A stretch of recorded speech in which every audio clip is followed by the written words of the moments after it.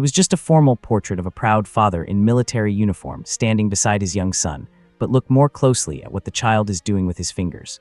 The photograph shows what appears to be a typical late Victorian family portrait. A man in his early 30s wears a crisp U.S. Army uniform with brass buttons gleaming, his hand resting on the shoulder of a boy who looks to be about 8 years old. The child stands ramrod straight beside his father, dressed in a neat dark suit with a white collar, his hair carefully combed. Behind them hangs a painted studio backdrop showing an American flag and patriotic imagery. Everything about the composition suggests pride, duty, and the proper documentation of a military man and his son.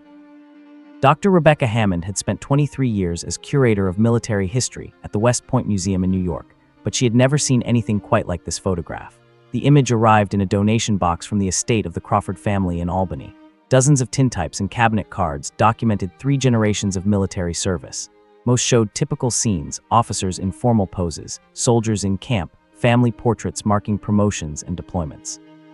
But this one photograph stopped her cold. Rebecca lifted her magnifying glass, studying the image more carefully. The soldier looked directly at the camera with an expression of quiet dignity. His uniform dated the photograph to around 1890, based on the style and insignia. The boy beside him also faced the camera, but something about his posture seemed off. Not uncomfortable exactly, but deliberate in a way that suggested effort rather than ease. Then Rebecca noticed the hands.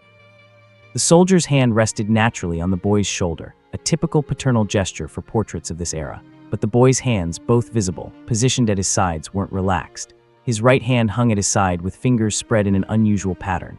His left hand was partially hidden behind his leg, but Rebecca could see that his fingers were bent at specific angles, forming what looked almost like a symbol. She photographed the image with high-resolution equipment, uploading it to her computer. On screen, magnified until the boy's hands filled her monitor, the details became unmistakable. The fingers weren't simply posed for aesthetic purposes. They were positioned deliberately, creating patterns that would have required conscious effort to maintain during the long exposure time necessary for 1890s photography. The right hand showed the thumb crossed over the palm with the index and middle fingers extended at precise angles. The left hand, partially visible, had fingers bent in what appeared to be a specific sequence. These weren't natural positions. These were signals. In the bottom corner of the cabinet card, embossed in fading gold, were the words, Whitman Studios, Albany, New York, 1890. Rebecca couldn't shake the image from her mind.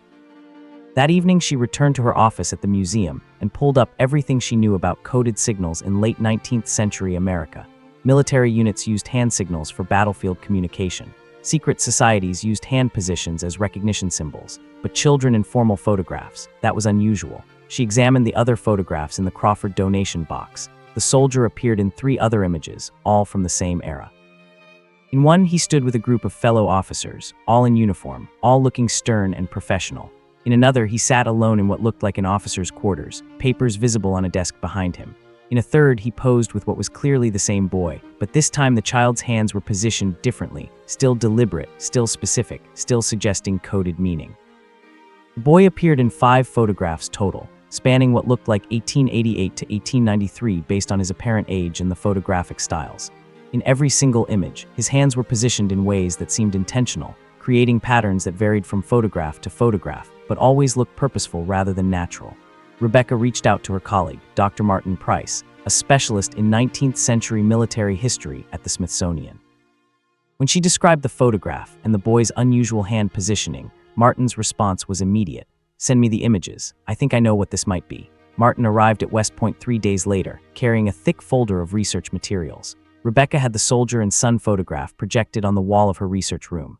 The man in uniform and the child with his deliberately positioned hands stared down at them across 134 years.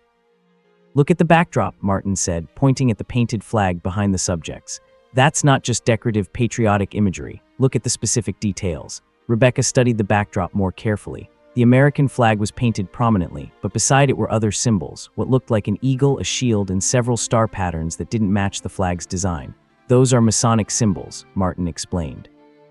Freemasonry was extremely popular among military officers in the late 1800s. Many lodges had specific hand signals that members used to identify each other, to indicate their rank within the organization, to communicate in situations where speaking wasn't appropriate. He opened his folder, showing Rebecca historical documents about Masonic practices in the 1880s and 1890s. Photographs of lodge members showed men positioned with specific hand gestures.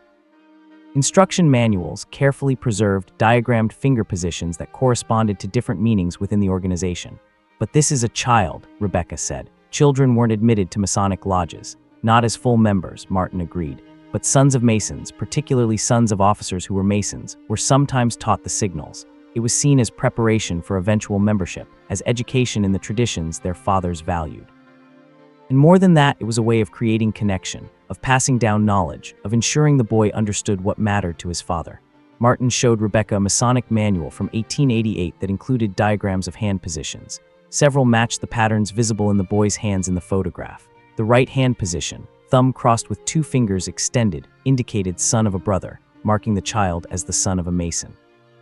The left hand position, harder to see in the photograph but visible when magnified, showed a pattern that meant learning, suggesting the boy was being educated in Masonic traditions. This photograph isn't just documentation of a father and son, Martin said. It's documentation of the father introducing his son to the brotherhood, preserving evidence that the boy was being prepared to follow in his father's footsteps, not just in military service but in Masonic membership. Rebecca researched the Crawford family. The soldier in the photograph was identified through military records as Captain James Crawford, stationed at various posts in New York and Pennsylvania between 1885 and 1895. His service record showed commendations for duty in the Indian Wars and later administrative work at various army installations. But it was a different record that provided the crucial context. In the archives of the Grand Lodge of New York, Rebecca found membership rolls for the Albany Masonic Lodge No. 49. Captain James Crawford was listed as a member from 1883 until his death in 1896. His membership level was Master Mason, the 3rd degree and full membership status. More significantly, the lodge records contain notes about Crawford's activities within the organization. He had served on committees, participated in ceremonies, and this was the detail that made everything clear. He had been involved in the lodge's youth education program, which taught the sons of members about Masonic history and traditions in preparation for their eventual membership as adults. The boy in the photograph was listed in those same records, Daniel Crawford, son of Brother James Crawford, age 8 in 1890, receiving instruction in our traditions and symbols. Rebecca found more evidence in the lodge's archived correspondence. A letter from 1891, written by James Crawford to a fellow Mason, explained his approach to educating his son. I believe strongly in preparing Daniel for eventual membership in our brotherhood.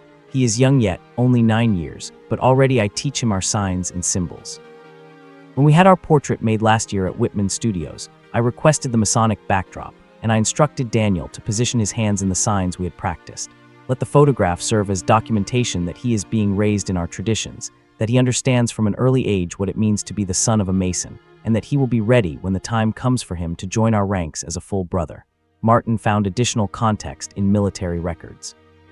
Many Army officers in the late 19th century were Masons. The organization provided networking opportunities, social connections, and a sense of brotherhood that complemented military camaraderie. For officers like Captain Crawford, membership in the Masons was nearly as important as military rank. Teaching their sons the hand signals served multiple purposes. It prepared the boys for eventual membership. It created a private language between father and son, a way of communicating that others wouldn't understand. And it instilled discipline and the ability to maintain specific positions during long photographic exposures, useful training for children who might someday need to master military bearing. Rebecca contacted descendants of the Crawford family through genealogical networks. She reached Elizabeth Crawford Mayer, age 67, the great-great-granddaughter of Captain James Crawford and the great-granddaughter of the boy in the photograph, Daniel Crawford. Elizabeth traveled to West Point to see the photograph and the documentation Rebecca had assembled. She stood before the projected image, studying her great-grandfather as a child, his hands positioned in those specific Masonic signals. I knew great-grandfather Daniel was a Mason, Elizabeth said. He was very involved in the lodge until he died in 1958, but I never knew the tradition went back this far, that his father was teaching him the signs when he was only 8 years old. Elizabeth had brought materials from Daniel Crawford's estate, a box of personal papers, photographs, and memorabilia that had been stored in her attic for decades. Inside was a leather-bound journal that Daniel had kept throughout his adult life. Rebecca read through it carefully, finding entries that referenced his childhood education in Masonic traditions. One entry, written in 1945 when Daniel was in his 60s, reflected on the 1890 photograph. I was 8 years old when Father took me to have that portrait made. He had explained carefully how I should position my hands, had me practice for weeks beforehand so I could hold the positions during the exposure. I remember feeling so proud that Father trusted me with these secret signs, that he was teaching me something important that not everyone knew. The Masonic traditions Father taught me shaped my entire life. I joined the lodge at 21 as soon as I was eligible. I've served as master of my lodge twice. I've educated my own son in these same traditions. That photograph from 1890 represents the beginning of a lifetime commitment to the values Father instilled in me: brotherhood, service, discipline, and the importance of passing down traditions to the next generation. The journal also revealed something Rebecca hadn't anticipated. Daniel Crawford had taken his own son, James Crawford II, to have a photograph made in 1925, positioned similarly to the 1890 portrait. Daniel in his military uniform. He had served in World War I, his son beside him, the boy's hands positioned in Masonic signals just as Daniel's had been 35 years earlier. "Do you have that photograph?" Rebecca asked Elizabeth. Elizabeth smiled. "I do, and there's more. My father, James Crawford II, took me to have a photograph made in 1960. I was 12. Even though women couldn't join the Masons, Father said I should understand the traditions. He taught me some of the hand signals. I held them in the photograph." Elizabeth showed Rebecca 3 photographs spanning 1890 to 1960, 3 generations, each continuing the tradition of documenting the passing of Masonic knowledge from parent to child through carefully positioned hands in formal portraits. Rebecca organized an exhibition at West Point titled Hidden Signals: Coded Communication in Military and Fraternal Organizations. The 1890 photograph of Captain Crawford and his son became the centerpiece, displayed alongside Masonic manuals showing the hand signals, lodge records documenting the Crawford family's multi-generational involvement, and the subsequent photographs showing the tradition continuing through 3 more generations. The exhibition attracted attention from both military historians and members of Masonic organizations. Visitors studied the photograph, seeing it with new understanding, not just a father and son, but a documentation of educational tradition, of carefully preserved knowledge being passed from one generation to the next. The Masonic community was particularly interested. Representatives from lodges across New York came to see the exhibition, many bringing their own family photographs that showed similar hand positioning. One man brought a photograph from 1887 showing his great-grandfather and great-great-grandfather, both with hands positioned in Masonic signals. Another brought an 1895 image showing 3 generations of his family, all displaying different hand positions corresponding to their different ranks within the organization. This was more common than historians have realized, Martin explained during a symposium connected to the exhibition. Freemasonry was enormously influential in late 19th century America, particularly among military officers, business leaders, and professional men. They documented their membership and their traditions in photographs, using hand signals that looked innocuous to outsiders but carried specific meaning to fellow Masons. He showed additional examples from other photographic collections, images where men stood with specific hand positions, where the presence of Masonic symbols in the background suggested the significance of those positions, where the deliberate nature of the poses indicated communication beyond simple portraiture. Rebecca worked with Masonic historians to create educational materials explaining the various hand signals visible in the Crawford photographs and others. Each position corresponded to specific meanings: membership status, degree of advancement, relationship to the organization, or lessons being learned. The 1890 photograph of Captain Crawford and 8-year-old Daniel showed 2 specific signals: the father's hand on the son's shoulder in a protective position that matched one Masonic symbol of guidance and mentorship, and the son's hands positioned to indicate both his status as a Mason's son and his active education in the traditions. "It's a complete narrative," Rebecca explained in a presentation to military historians. "This single photograph documents a father's pride in his son, his military service represented by the uniform, his commitment to Masonic traditions shown through the backdrop in the hand signals, and his dedication to educating his son in those same traditions. Every element is deliberate, meaningful, and carefully preserved." The exhibition traveled to other military museums and Masonic facilities across the country. At each location, visitors brought forward their own family photographs showing similar patterns, hand signals preserved in formal portraits, evidence of fraternal organization membership documented visually, traditions passed from one generation to the next through carefully taught symbols. Daniel Crawford's journal was preserved as part of the exhibition. His reflections on learning the Masonic signals from his father, on the importance of that 1890 photograph, and on continuing the tradition with his own son provided personal context that transformed the image from a curious historical artifact into a documented human story of connection, tradition, and the transmission of values across generations. Elizabeth Crawford Mayer spoke at the exhibition's final presentation at West Point, standing beside the three-generation series of photographs showing her great-grandfather, grandfather, and father, each documenting the passing of Masonic traditions through hand signals.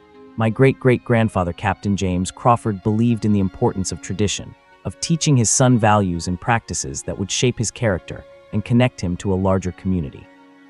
That commitment continued through my great-grandfather Daniel, who taught his son who taught me. Even though I'm a woman and couldn't join the Masons, I understand the values, service, brotherhood, discipline, the importance of community and tradition. These photographs aren't just historical curiosities. They're evidence of how families pass down what matters to them, generation after generation. The hand signals are just the visible manifestation of something deeper, the commitment to teaching children, to preparing them for adult responsibilities, to connecting them to traditions larger than themselves. The photograph remained on display in the West Point Museum's permanent collection.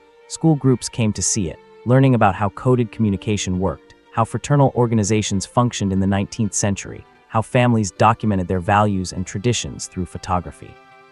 But the photograph also resonated beyond its historical context. Parents and children who viewed it recognized something universal, the desire to pass down what you value, to prepare your children for the future, to document the bond between generations through images that capture more than just physical appearance. Captain James Crawford had stood in Whitman Studios in Albany in 1890, his hand on his son's shoulder, watching as 8-year-old Daniel carefully positioned his fingers in the signals they had practiced. The photographer had captured not just their likenesses, but the entire relationship: military tradition, Masonic brotherhood, paternal guidance, childhood education, and the determination to preserve evidence that this knowledge was being transmitted across generations. Somewhere in that moment, as they held their positions during the long exposure, Captain Crawford and his son were communicating in a language only they and their fellow Masons would fully understand. The photograph preserved that communication, freezing it in time, allowing it to be decoded 134 years later by historians who recognized that sometimes the most important messages in old photographs are hidden in the smallest details. Sometimes you just need to look closely enough at someone's hands to understand what they were trying to say, what traditions they were preserving, what values they were passing down, and what connections they were documenting for posterity in the only way available to them, through carefully positioned fingers in a formal portrait that seemed simple but contained layers of meaning waiting to be discovered.